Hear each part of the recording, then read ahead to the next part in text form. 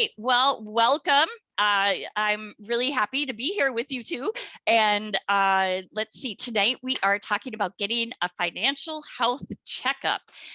So really, what does that mean when we're talking about financial health? It is about kind of understanding the numbers that make up your financial health and what you can do to change them, right? So we're going to talk about setting goals, checking in on your vitals, and I'll explain what that means.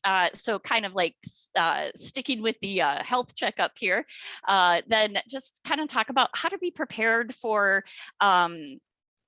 different events that might come up, and then a list of questions to help guide you along the way. And then we'll talk about just a few little small changes you can take along or make today to just get started. But first of all, I usually like to start off just by asking, what does financial health mean to you? And you don't have to unmute, Katie. If you want to put it in the chat, you can, or Amy, or but it's going to mean something different to everybody. So what does it mean to you? For me specifically, it would be stability and being able to pay my bills and I feel like financial health isn't just financial health. It's going to deal with your health. It's going to deal with your mental health. I feel like it encompasses, so many pieces of our lives, but I think the stability of knowing that you're not having to live maybe paycheck to paycheck and worrying about paying bills, I think is kind of a good spot to start, at least for me. Yeah, great. How about you, Katie? Anything you want to add? Oh, I see you just sent a message. Being able to pay bills without worrying. Yeah. And have backup to last for short-term emergency. That's great. Yeah. So really just having that sense of security that at least all those necessities are going to be taken care of, it sounds like. All right. And yeah, I mean, I think, it's one of those things when we look at the wellness wheel, it tends to get left out often, very often. A lot of us know, oh, I want to, work on my intellectual wellness or my social, my community, my family, my faith, those other things, those things that always really demand our attention, right? And so sometimes, that financial health might be one of those things that could end up neglected, even though it's one of the things that also tend to cause us the most stress in life too, right? So this is a working definition that we have at LSS Financial Counseling of financial wellness. And this is kind of a pyramid that we put together because really these different levels build upon one another. But really, if you break it down, there's three areas of your financial life, right? There's reducing expenses, or at least making sure that you're living or spending less than you earn. I prefer that term to living within your means, because living within your means, for me, I don't know about you, but it holds some sort of like a note of judgment, or like, well, you just have to live within your means. And it's like, well, that's sometimes easier said than done. And so is spending less than you earn. But it's a challenge put in sort of a different way. It's just a different term that I feel like it at least takes some of the judgment out. And because it's worded more as a goal to try, yeah, I gotta try to spend less than I'm earning, but it can be hard when things are getting more expensive, like gas and groceries and things like that. So the first part is just making sure you spend less than you earn. If we look at these other areas, though, it's really about paying down debt and building some savings, right? So you could almost think of it like a three-legged stool instead of a pyramid. But what I like about this pyramid is that it can kind of help you figure out, like, where am I on this pyramid? Like, okay, do I know that I'm spending less than I'm earning? Okay, I think I do know this. So I'm going to check the next mark. Do I have $1,000 readily accessible? okay, I do, I do or don't. If you do, then you check that and go to the next one, and so it can kind of give you an idea of a starting point, which, in the 15 years that I was a one-on-one financial counselor, I would hear the number one question, or the number one frustration really that I would hear most often is, I just don't know where to start. I'm so overwhelmed. I don't know where to start. And that's what I like about this pyramid, is because it gives you a starting point, and also the idea that you don't have to do everything all at the same time, which can be, for most of us, impossible, right? It's really hard to both pay down debts and save money. So if you can kind of hit, that minimum amount of emergency savings first, then focus on paying off those higher interest debts, namely credit card, it can provide you a little bit more security while you're trying to pay down debt, because then that way, at least if your brakes go out, or as happens, or you need new tires or something like that, you have that minimum amount of savings and you don't have to put it back on a credit card. So, these are just goals and ideas, and ways, just hopefully a different way to think about things. Any thoughts on that, or any questions? No, I agree with you, especially with what I've known, at least working at Mid-Mid. I do think a lot of people just don't know where to start. Yeah. Maybe they haven't ever had, some sort of personal finance classes or anything like that. Mhm. So they just need some help. Yes, no, absolutely, absolutely. And I like to say that now my financial life is in pretty good order, but back when I first started at LSS Financial Counseling, I can tell you that, as I was a single, I still am, but my daughter's 28 now, but and I'm married now that she's out of the house. But when she was younger, I was a single mom, and I can tell you that I know the struggle. I feel the struggle. I remember it, and I, will forever. So, yeah, made plenty of my own money mistakes because nobody ever stopped to teach me about it. Like, how do you balance a checking account and things like that? So it's not something we learn by osmosis, yeah, absolutely. All right, so the first part of financial health is really about setting goals. Now, goals they can be loosey goosey, kind of like, yeah, I want to save some money, or yeah, I want to spend less than I earn, or they could be, a little more solid. But the important thing when we're looking at, or when we're talking about, setting these goals, I'm sorry, when we talk about setting goals, and I don't want to dive into this too deeply, but we're going to talk a little bit about different types of goals, because sometimes one type of goal that's good for one person is not going to be a goal that's going to work so well for another person. So it's kind of about thinking about where you're at and what works best for you. But really, the important thing about goals is they are your why. They're the why for managing money. So they are, well, why do I want to spend less than I earn? Well, because I want to pay down my credit cards, and it's really hard to pay down my credit cards if I am spending more than I earn.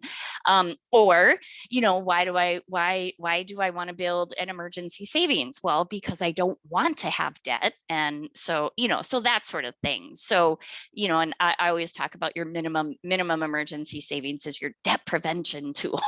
And so figuring out your why, it can also be connected to your values. It can be, I want to be able to pay for college for my kids when they grow up, or, or at least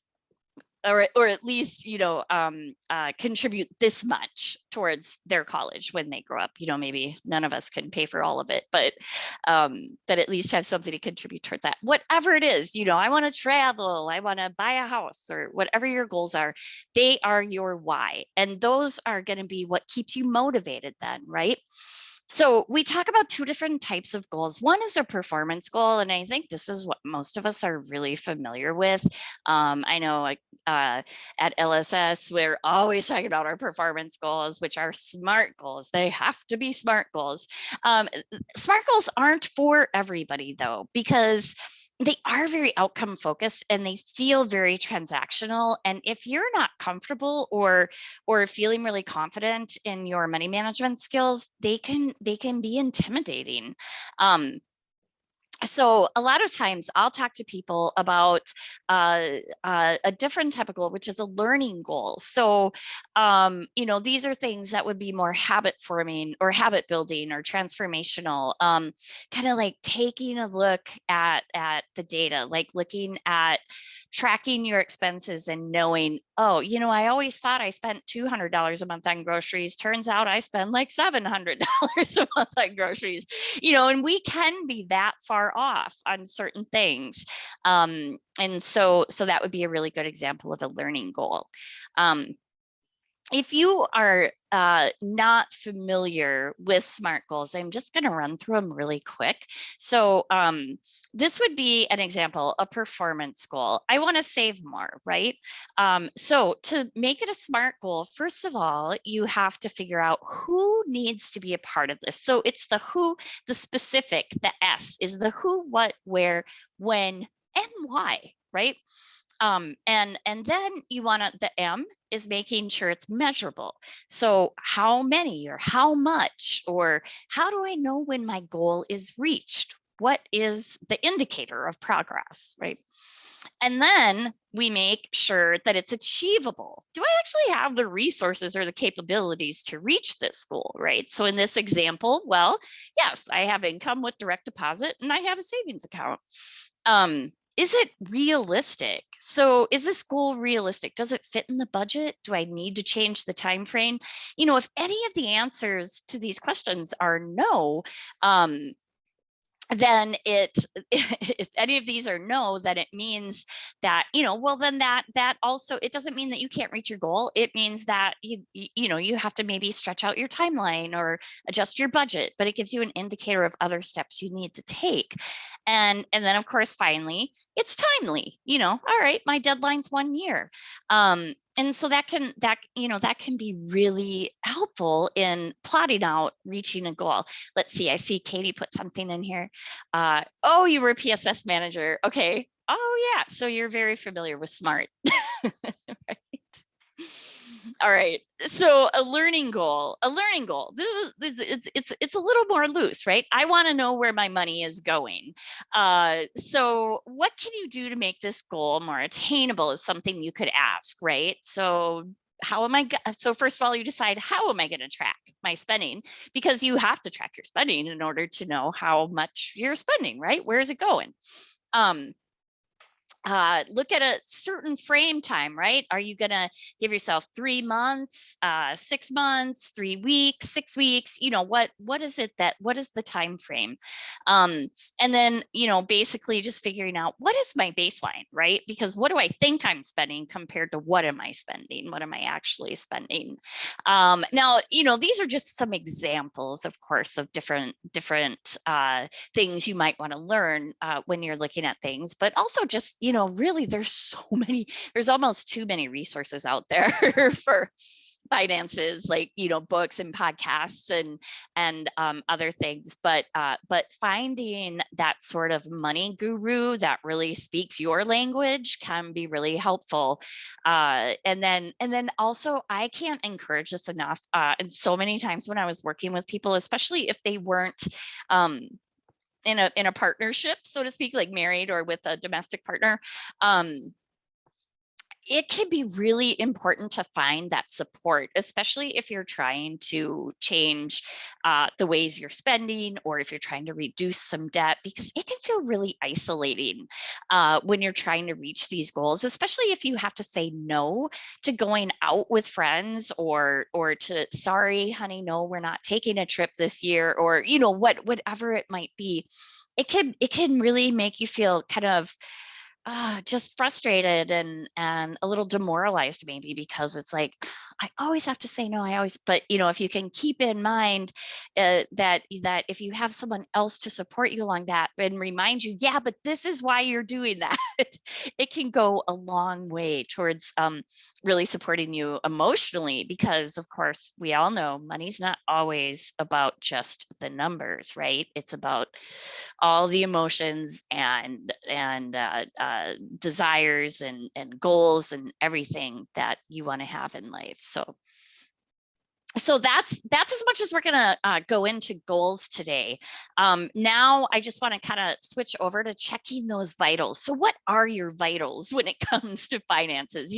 When you go into the doctor's office every year, we know where they're going to pull some or draw some blood, maybe check out your blood pressure, check your cholesterol, things like that. So we all know those vitals, we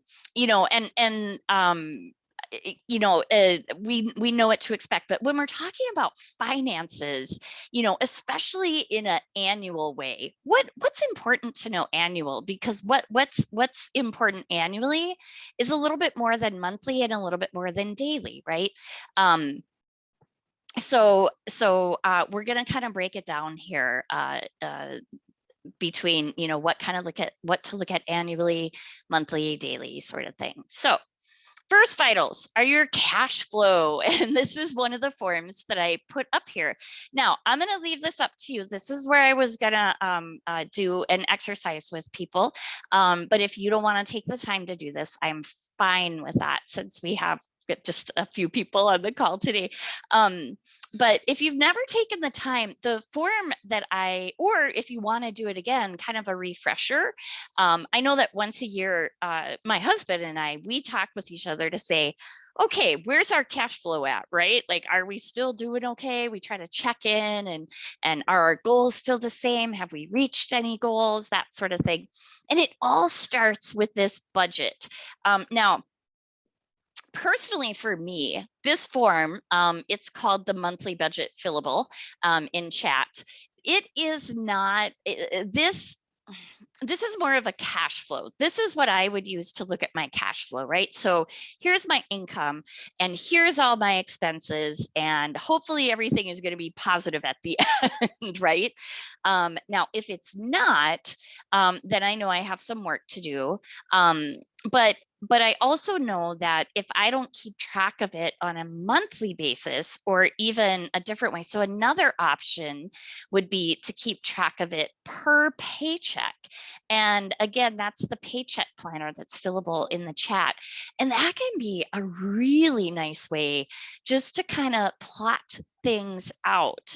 You use this almost like a check register. So you enter in, the amount you get, the date you get paid, the amount you get paid, and what do I have to cover from this paycheck to this paycheck, right? So this is your plan.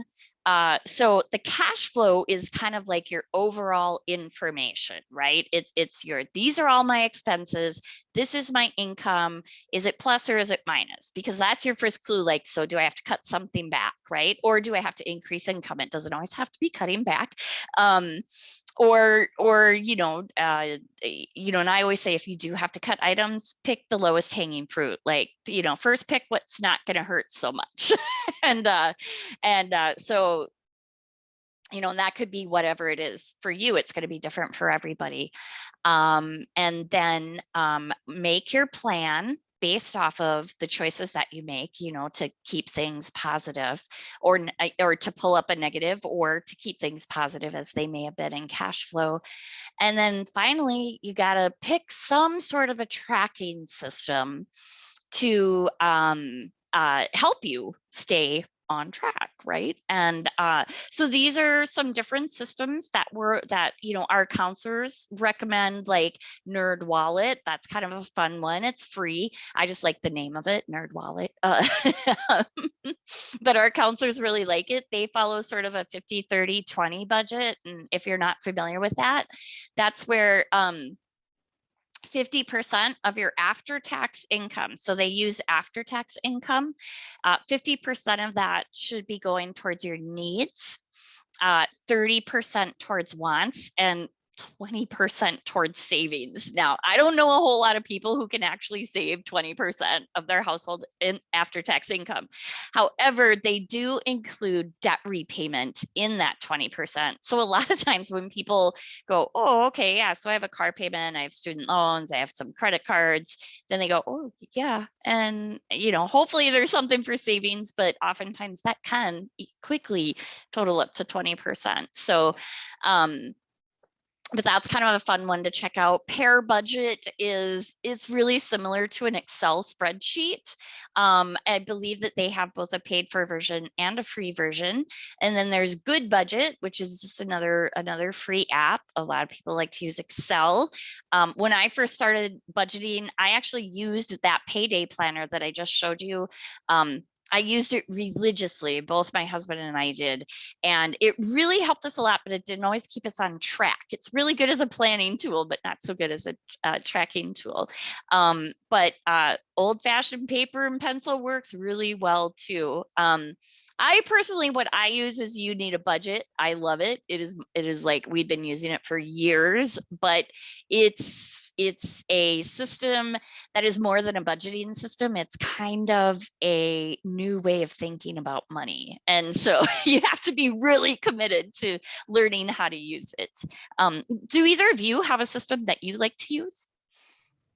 I think this is just because I work at the credit union, but we do a lot of spreadsheet work. So I'm an Excel user. Mm-hmm. Yep, I'm terrible at creating formulas, so that's I would mess everything up. Yeah, I don't know, I just track it. My bank account has, or my checking account has this little deal where kind of, I don't know, shows you where everything's going out to. So it will break it down to like, you spent this much on food, this much on leisure, this much on mortgage, this much on gas. And I just kind of watch it. I guess I don't really have a budget, but I kind of know where my money goes, and if it's not really necessarily like a need and I feel like I'm shorter, or like I want to spend more money on, like my son's graduating, I know I'm going to be spending more money on that. Yeah. When I put some of my online subscriptions on hold or something, because I know where it's going and I know what I could pull from. Yeah.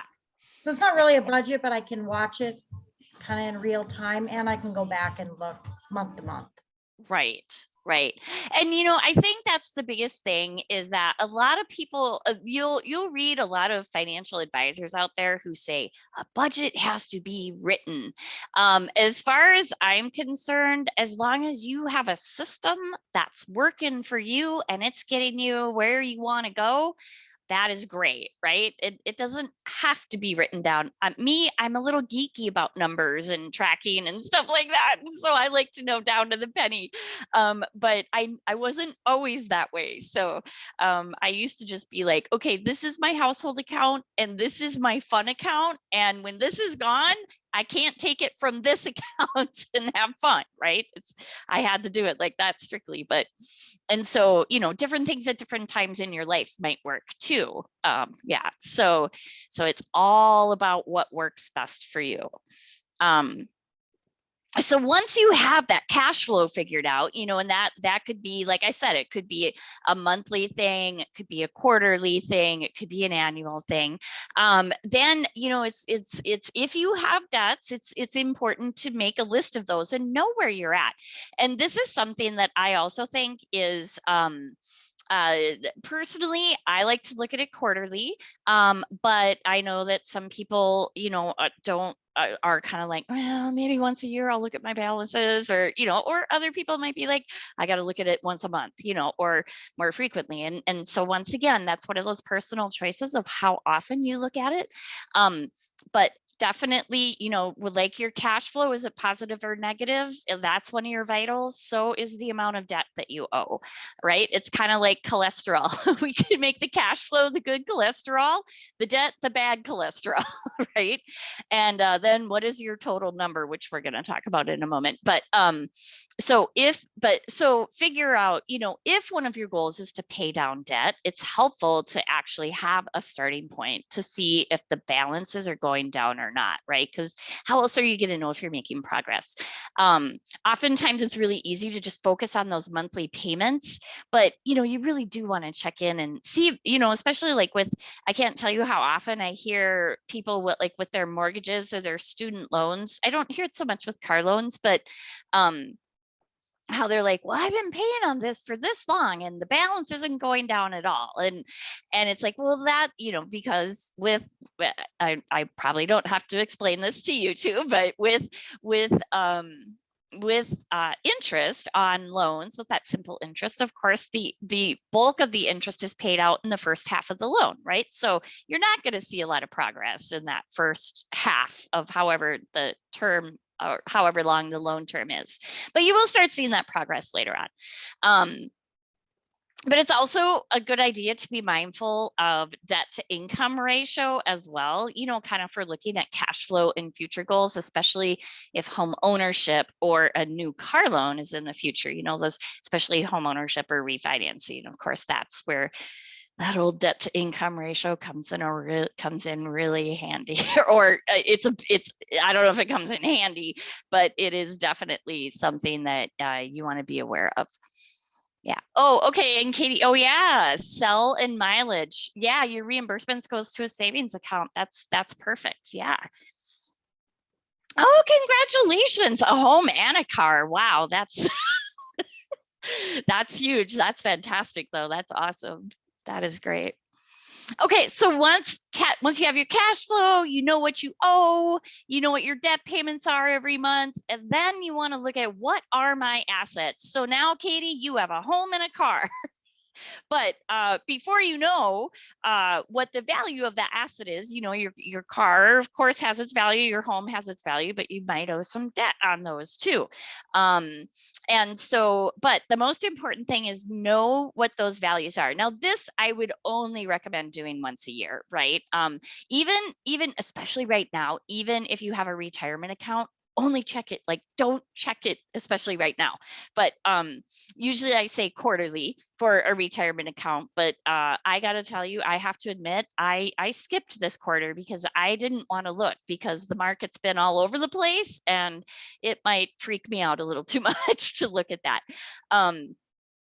But kind of adding up the all of your assets, knowing where you are as far as your net worth.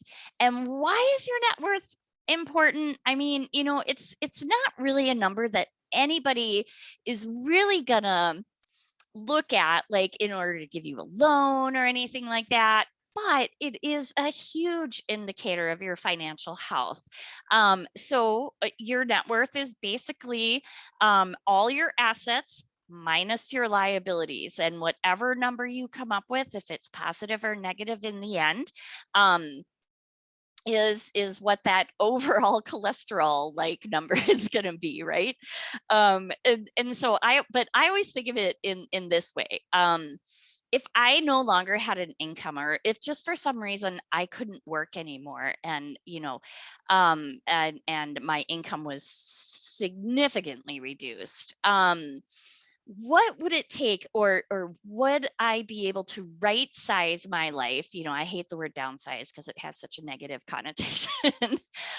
So would I be able to right size my life if I sold my house, sold the cars, would I be able to pay off debt and have money to live off of, right?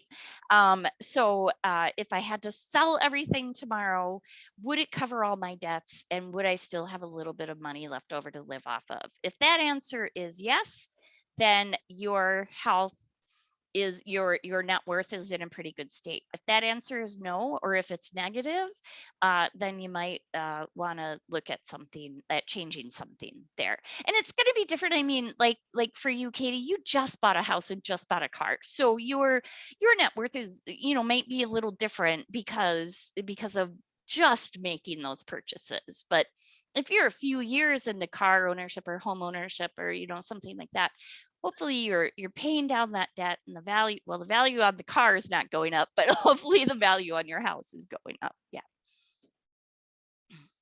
Oh, 403B is really the same thing as a 401k.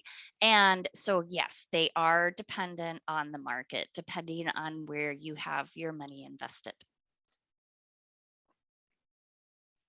Okay, now we're moving into the section where it's just kind of like, how do you get prepared? You know how when you're going in for your physical, you want to be prepared, you make a list about what you want to talk about, kind of check your medications, update your family health history, well, your financial records are also an important part of your financial health checkup. So it's important to know what's okay to toss and what you really need to keep. Okay, so let's see, we put together a list, and this comes from Consumer Reports, so it's not going to be an all-inclusive list, but really just kind of looking at, I'm not going to read the list because I know you can, but but really just kind of looking at, what can I get rid of? Get rid of a medical bill after you've paid it off, right? If you're trying to make payments, unless you pay for it with your FSA, because then, or an HSA, right? Because then you might need to hold on to it to prove to taxes. So if it's anything connected to taxes, you're going to want to hold on to that for 7 years. But there's no sense to holding on to a car title or insurance records for a car that maybe you don't own anymore, right? When we refinanced our mortgage a couple of years ago, I'm like, okay, well, we don't need our original loan papers because we don't even have that loan anymore, right? So we can get rid of those. And then, of course, there's things that you do just want to keep forever. Marriage licenses, divorce decrees, if you have one of those, birth and death certificates, social security cards, things like that. Is there anything that you think is missing from this list that you would hold on to? Or that you've heard you should hold on to?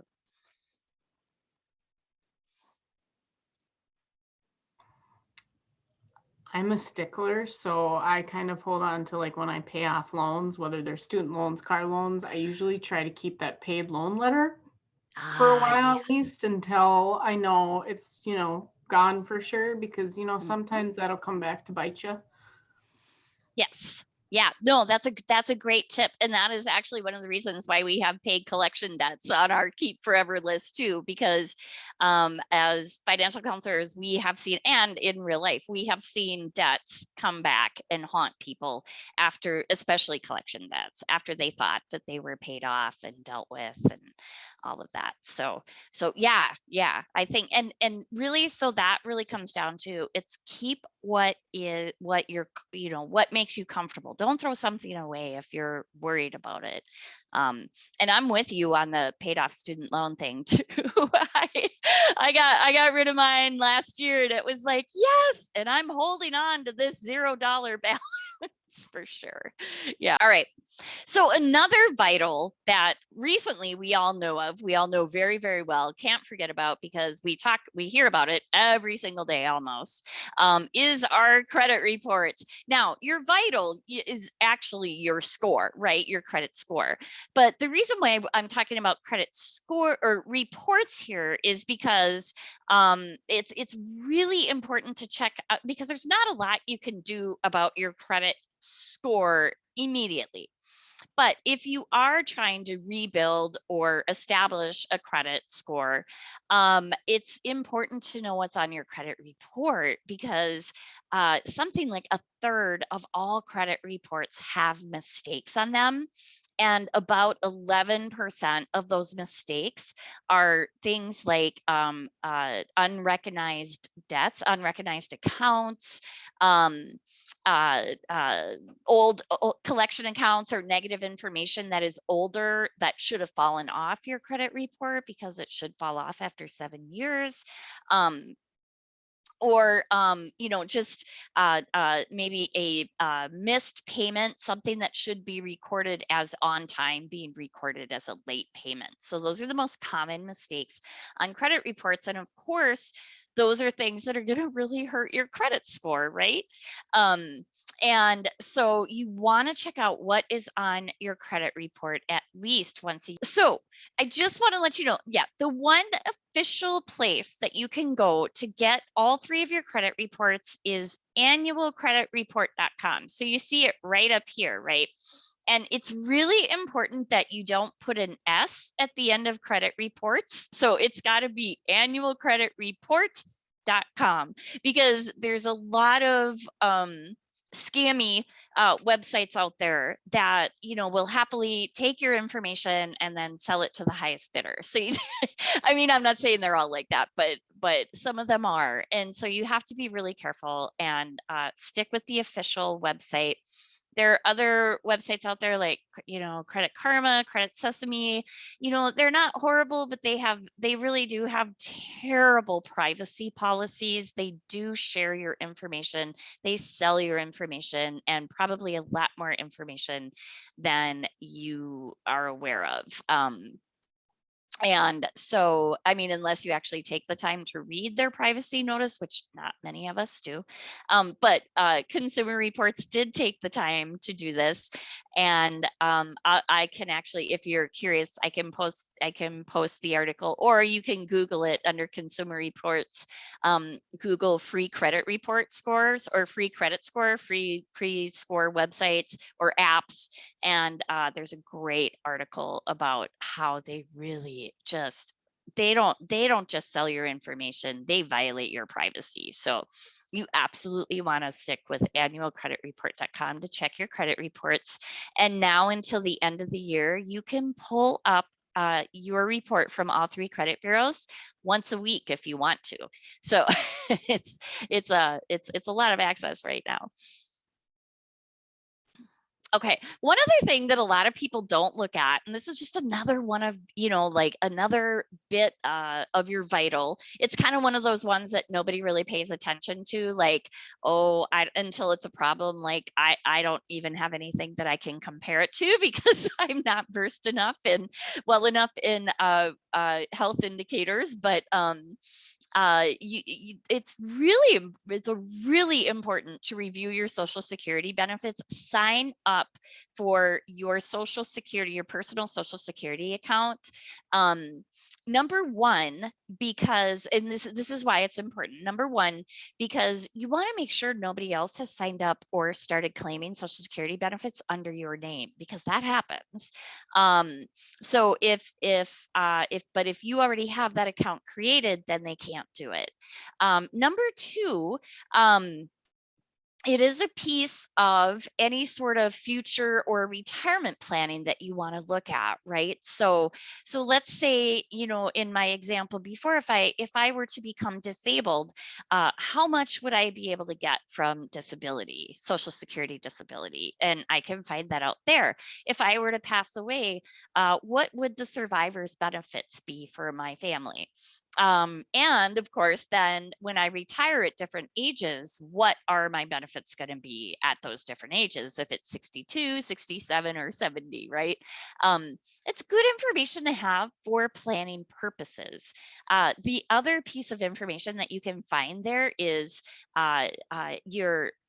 I actually love this. You can find out how much money you've made in your, or at least your taxable income in your whole life, like ever since you started working.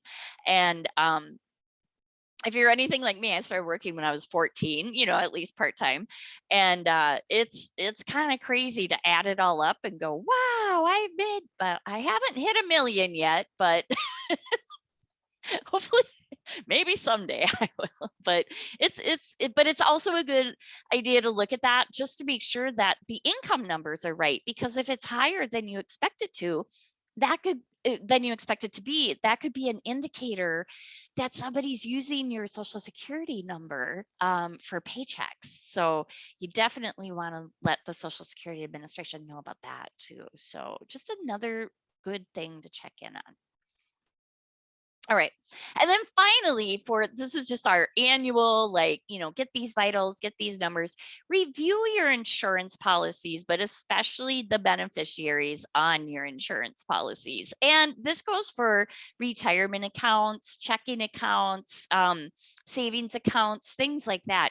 You want to make sure those beneficiaries are up to date. Like, for example, Katie, you said you just got divorced. Have you changed your beneficiaries? Do you still want your ex to be your beneficiary of any sort of life insurance or retirement account or whatever it is? Or do you want that to go to your kids or somewhere else? So kind of looking at those beneficiaries, keeping them up to date. If there's ever an address change or a name change or something like that, you just want to make sure that all those I's are dotted and T's are crossed in case of sudden death. I mean, just to put it bluntly, but because that is something that happens, and you don't want to leave your family behind in a state of I don't even know what's going on. Is there any money? Is there, or your affairs, you don't want it to have to pass through probate or anything like that. So,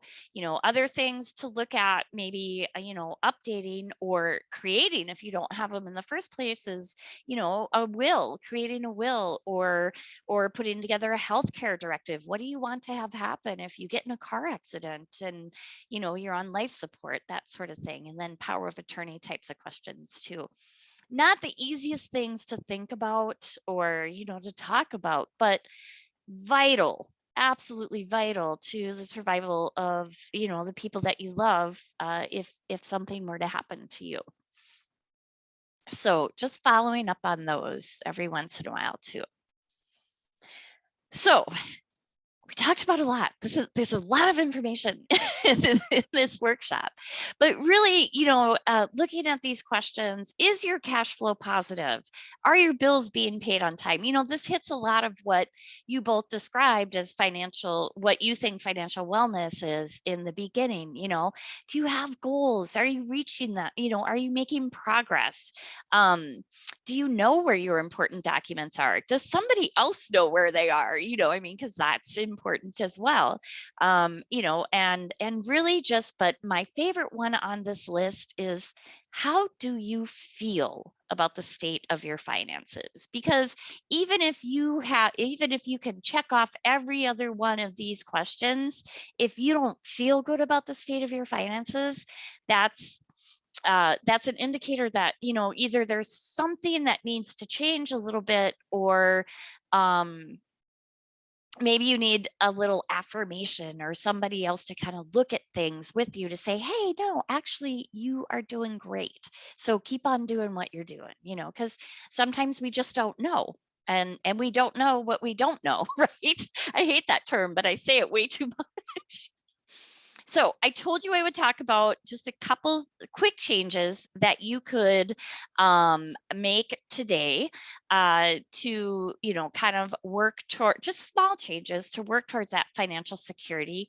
It's really, these are just basic things, but, if you're worried about grocery lists, make a list, or your grocery costs. This is, I still do this, and I still spend more than I want to at the grocery store, right? It's frustrating, but if you feel like you're not, if you're not contributing as much as you want to towards savings, sometimes we talk with people who don't even have an extra $5 to put towards savings. That's okay. Save your change. If you're using cash, save up that change.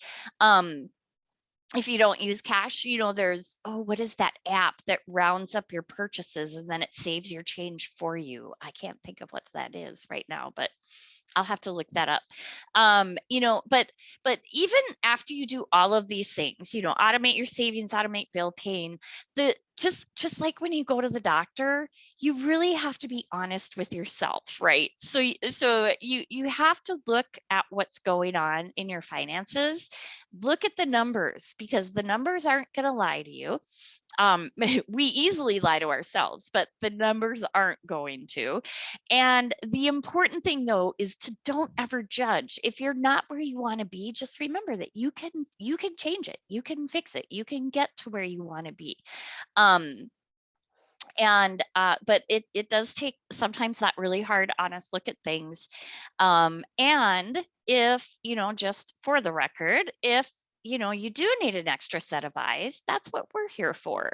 We are here, we offer this benefit through Mid-Minnesota Federal Credit Union in our wonderful partnership with them, the financial choice benefit, and which includes, it's up to 6 free sessions for yourself or your family members. We can cover any sort of different topic like budget and counseling services, credit report reviews, home ownership counseling, student loan repayment counseling, which is really busy these days, even though student loan payments are on pause. People have a lot of questions about that. And then, of course, if you have stubborn credit card debt that you're trying to get paid off, our debt management plans help people pay that off quickly with lower interest. Oops, oh gosh, I'm so sorry. I put in the wrong web URL there. So I'm just going to go back to my first slide here. And so if anybody wants to schedule an appointment, if you just want an extra set of eyes, maybe find that affirmation that you need to know that you are on the right track, or get some steps to get on a different track, that is what we are here for. So